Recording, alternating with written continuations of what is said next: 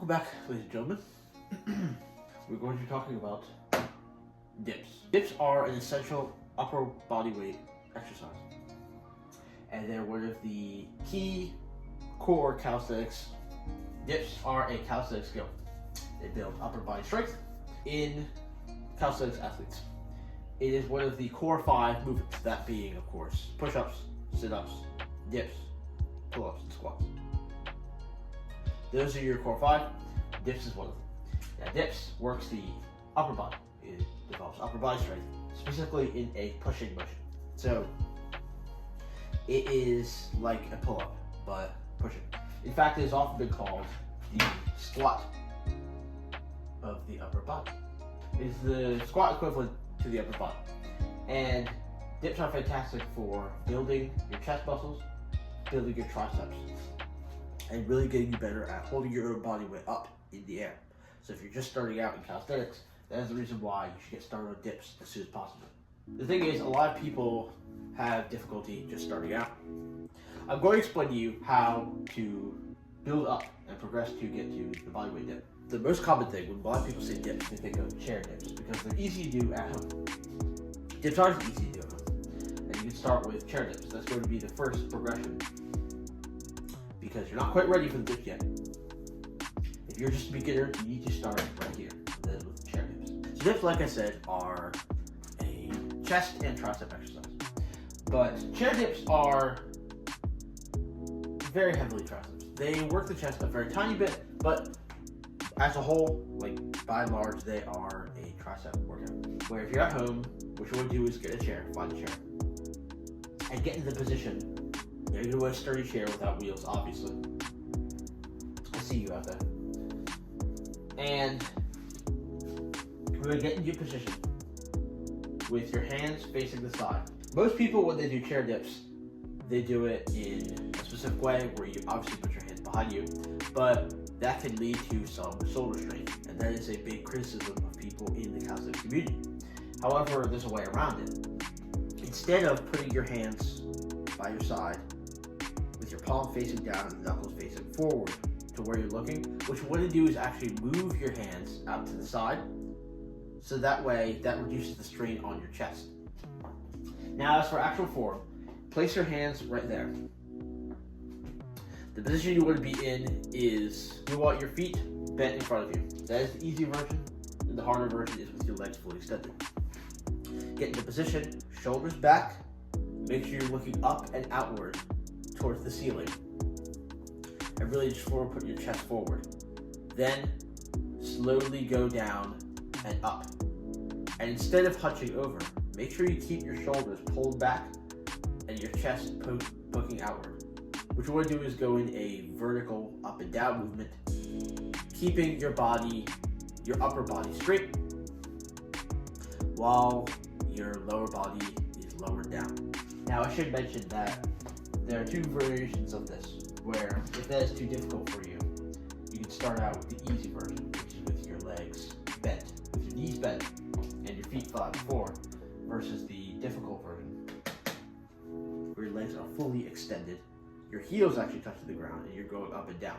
Make sure you are not leaning forward, and you want to keep your torso straight and in the same position you want to hold it. That is the level 1. So there are 2 levels. First is chair dips.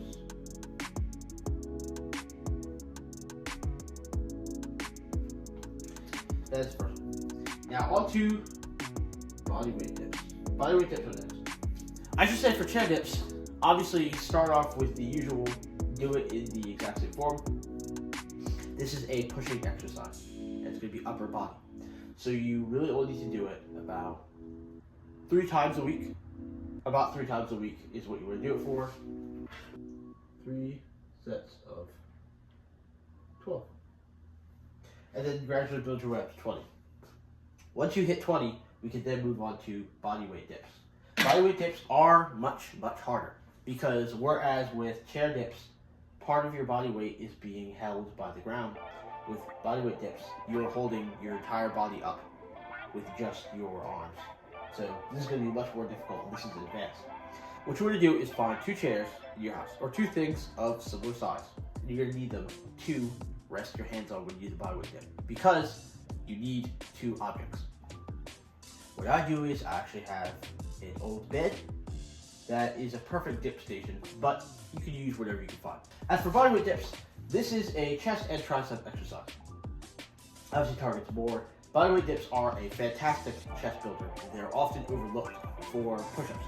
Push-ups are very great, but because you're not pushing off of the ground, it reduces that sort of tiredness that you can get in your core, which means all the effort is going to be on your chest and tricep. Now, the proper position you want to get into is get up onto the dip station, lean forward. Leaning forward is going to help target your chest more instead of your triceps.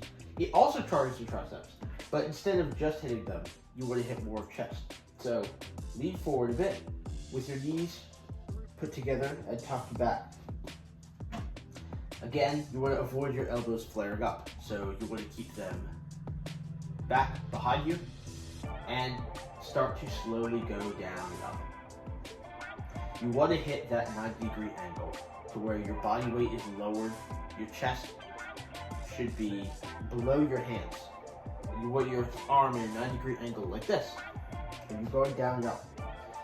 Imagine yourself, your body, so when you're going down like this, imagine tilting forward like that.